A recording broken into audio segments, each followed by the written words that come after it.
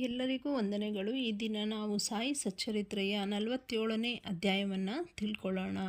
ವೀರಭದ್ರಪ್ಪ ಮತ್ತು ಚೆನ್ನಬಸಪ್ಪ, ಕಪ್ಪೆ ಮತ್ತು ಸರ್ಪ ಇವರ ಕಥೆಗಳು.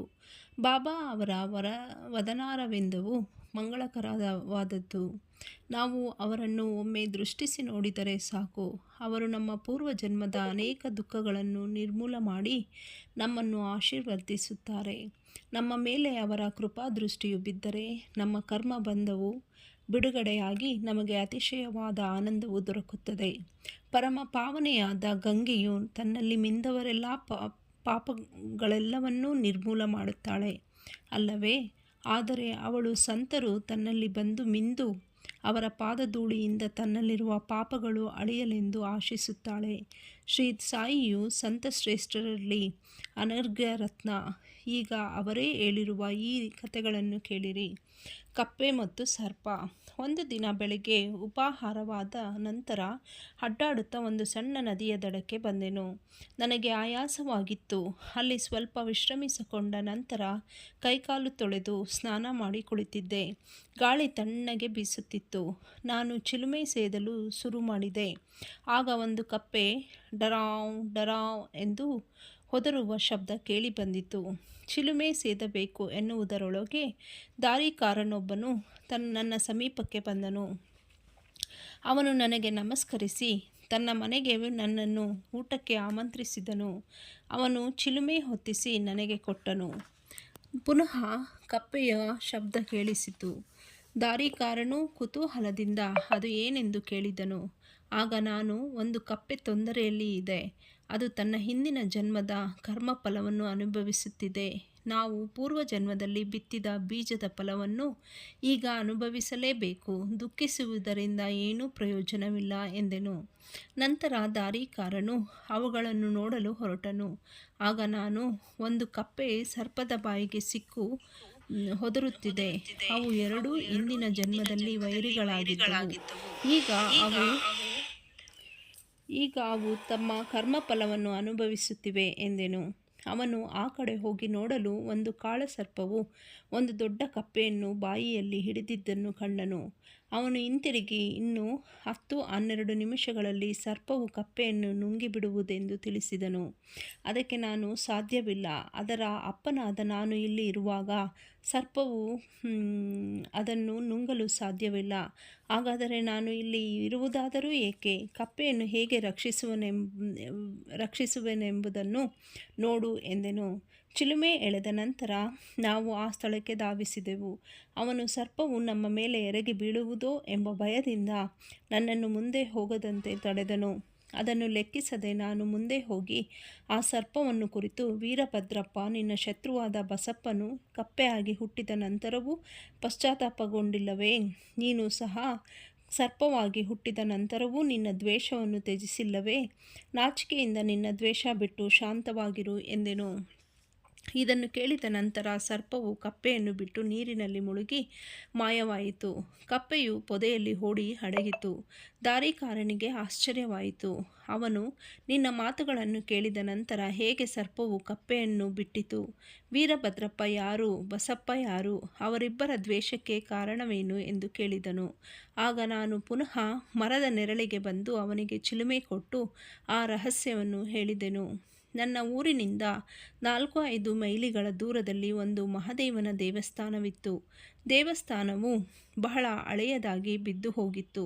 ಅಲ್ಲಿಯ ನಿವಾಸಿಗಳು ಆ ದೇವಾಲಯದ ಜೀರ್ಣೋದ್ಧಾರಕ್ಕಾಗಿ ಹಣ ಶೇಖರಿಸಿ ಅದರ ದುರಸ್ತಿ ಕಾರ್ಯವನ್ನು ಆರಂಭಿಸಿದರು. ಸ್ಥಳೀಯ ಶ್ರೀಮಂತನೊಬ್ಬನು ಕೋಶಾಧಿಕಾರಿಯನ್ನಾಗಿ ನೇಮಿಸಿ ಮೇಲ್ವಿಚಾರಣೆಯನ್ನು ಅವನಿಗೆ ವಹಿಸಲಾಯಿತು. ಅವನು ಲೆಕ್ಕಪತ್ರಗಳನ್ನು ಸರಿಯಾಗಿ ಇಡಬೇಕಿತ್ತು. ಆದರೆ ಅವನು ಬಹಳ ಕೃಪಣ. ದೇವಸ್ಥಾನ ದುರಸ್ತಿಗಾಗಿ ಸ್ವಲ್ಪ ಹಣ ವೆಚ್ಚ ಮಾಡಿದನು. ಕೆಲಸ ಮಾತ್ರ ಮುಂದುವರಿಸಿರಲಿಲ್ಲ. ಹೀಗೆ ಎಲ್ಲ ಹಣವನ್ನು ವೆಚ್ಚ ಮಾಡಿದನೆಂದು ಹೇಳಿ ಸಾಕಷ್ಟು ಹಣವನ್ನು ಕಬಳಿಸಿದನು.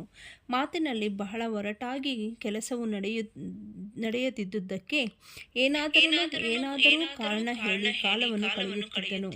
ಜನರು ಅವನ ಹತ್ತಿರ ಹೋಗಿ ಅವನ ಸಹಾಯವಿಲ್ಲದೆ ದುರಸ್ತಿ ಕೆಲಸ ಶೀಘ್ರವಾಗಿ ಮುಗಿಯುವುದಿಲ್ಲ ಎಂದು ಹೇಳಿದರು. ಅವರು ಮತ್ತೊಂದು ಯೋಜನೆಯನ್ನು ತಯಾರಿಸಿ ಹಣವನ್ನು ಅವನಿಗೆ ಕೂಡಿಸಿ ಕಳುಹಿಸಿದರು. ಅವನು ಅದನ್ನೂ ಸಹ ತಿಂದು ಹಾಕಿದುದರಿಂದ ದೇವಾಲಯ ಸರಿಪಡಿಸುವ ಕೆಲಸ ನಡೆಯಲೇ ಇಲ್ಲ. ಇದಾದ ಕೆಲವು ದಿನಗಳ ನಂತರ ಮಹಾದೇವನು ಅವನ ಪತ್ನಿಯ ಕನಸಿನಲ್ಲಿ ಕಾಣಿಸಿಕೊಂಡು, ನೀನು ಹೋಗಿ ದೇವಾಲಯದ ಗೋಪುರದ ಕೆಲಸಕ್ಕೆ ಕೈ ಹಾಕು, ನೀನು ಖರ್ಚು ಮಾಡಿದ್ದಕ್ಕೆ 100 ಮಡಿಯಾಗಿ ನಾನು ಕೊಡುವೆನು ಎಂದು ಹೇಳಿದನು. ಅವಳು ತನ್ನ ಕನಸನ್ನು ಪತಿಗೆ ಹೇಳಿದಳು. ಅವನು ಇದನ್ನು ಕೈಗೊಂಡರೆ ನನ್ನ ಕೈಯಿಂದ ಬಹಳ ಹಣ ವೆಚ್ಚವಾಗುವುದು ಎಂದು ಭಾವಿಸಿ, ಅದು ಬರೀ ಕನಸು ಮಾತ್ರ ಎಂದು ಉದಾಸೀನ ಭಾವದಿಂದ ನಕ್ಕು, ಇದನ್ನು ನಂಬಲಾಗದು. ಹಾಗಿದ್ದರೆ ಮಹಾದೇವ ನನಗೆ ಯಾಕೆ ಕಾಣಿಸಿಕೊಳ್ಳಬಾರದಿತ್ತು? ನಾನೇನು ನಿನ್ನಿಂದ ದೂರದಲ್ಲಿ ಇದ್ದೇನೆ?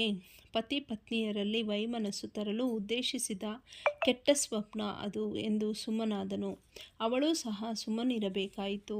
ದಾನಿಗಳಿಂದ ದೇವರು ಅವರ ಅಪೇಕ್ಷೆಗೆ ವಿರುದ್ಧವಾದುದನ್ನು ಅಪೇಕ್ಷಿಸುವುದಿಲ್ಲ. ದಾನವು ಕೇವಲ ತೃಣ ಮಾತ್ರವಾದರೂ ಅದನ್ನು ಪುನಃ ಮನಃಪೂರ್ವಕವಾಗಿ ಅರ್ಪಿಸಿದರೆ ದೇವರಿಗೆ ಪ್ರೀತಿ. ಕೆಲವು ದಿನಗಳ ನಂತರ ದೇವರು ಅವಳ ಸ್ವಪ್ನದಲ್ಲಿ ಮತ್ತೆ ಕಾಣಿಸಿಕೊಂಡು, ನಿನ್ನ ಪತಿಯನ್ನು ಕುರಿತು ಚಿಂತಿಸಬೇಡ, ಅವನ ಹಣದ ಅಗತ್ಯವಿಲ್ಲ, ನನಗೆ ಇಷ್ಟವಿದ್ದರೆ ನಿನ್ನ ಸ್ವಂತ ಹಣವನ್ನು ಖರ್ಚು ಮಾಡು ಎಂದು ಹೇಳಿ ಅಂತರ್ಧನಾದನು. ಈ ವಿಚಾರವನ್ನು ಅವಳು ತನ್ನ ಪತಿಯೊಂದಿಗೆ ಸಮಾಲೋಚಿಸಿ ತನ್ನ ತವರು ಮನೆಯವರು ಕೊಟ್ಟ ಆಭರಣಗಳನ್ನು ಜೀರ್ಣೋದ್ಧಾರ ಕಾರ್ಯನಿಮಿತ್ತ ಉಪಯೋಗಿಸಲು ನಿರ್ಧರಿಸಿದಳು. ಆ ಕೃಪಣನು ಈಗ ಪರಮಾತ್ಮನಿಗೆ ಸಹ ಮೋಸ ಮಾಡಬೇಕೆಂದು ಆಭರಣಗಳಿಗೆ ಕಡಿಮೆ ಬೆಲೆ ಕಟ್ಟಿ 1000 ರೂಗಳಿಗೆ ತಾನೇ ಆ ಆಭರಣಗಳನ್ನು ತಾನೇ ಕೊಂಡುಕೊಂಡನು. ಆದರೆ ಆ 1000 ರೂಗಳ ಬದಲಾಗಿ ದೇವರಿಗೋಸ್ಕರ ಒಂದು ಜಮೀನನ್ನು ಕೊಡುವುದಾಗಿ ಹೇಳಿದನು. ಈ ರೀತಿ ಅದಕ್ಕೆ ಪತ್ನಿ ಒಪ್ಪಿದಳು. ಆದರೆ ಆ ಜಮೀನು ಡುಬಕಿ ಎಂಬ ಹೆಸರಿನ ಮುದುಕಿ ಅವನಿಗೆ 2,000 ರೂಪಾಯಿಗಳಿಗೆ ಒತ್ತೆ ಹಾಕಿದ್ದು ಇತ್ತು. ಅದು ಫಲವತ್ತ ಆಗಿರಲಿಲ್ಲ. ಆ ಭೂಮಿಯನ್ನು ಪೂಜಾರಿಯು ವಶಕ್ಕೆ ಕೊಡಲಾಯಿತು.